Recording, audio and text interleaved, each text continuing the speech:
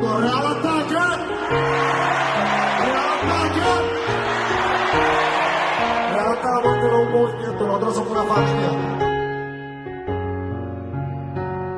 Sin ti yo no me siento bien, no más de 1000 en 100, viviendo y por dentro muerto, hasta un ciego lo ve.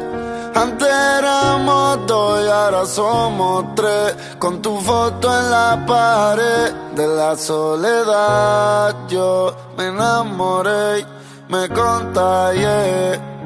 Sin ti yo no me siento bien, nada más de 1000 en 100, viviendo y por dentro muerto, hasta un ciego lo ve. Antes éramos dos y ahora somos tres, con tu foto en la pared. De la soledad yo me enamoré y me contagié.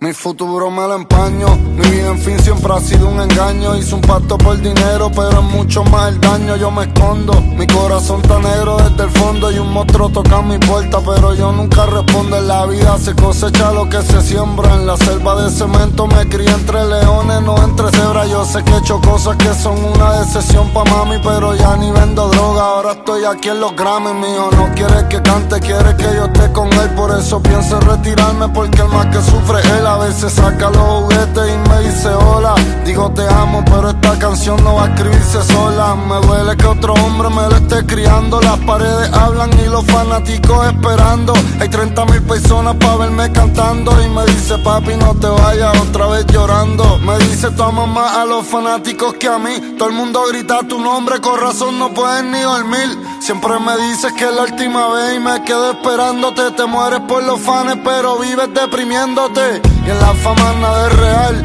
Estoy tan lleno de odio que se me olvidó cómo llorar.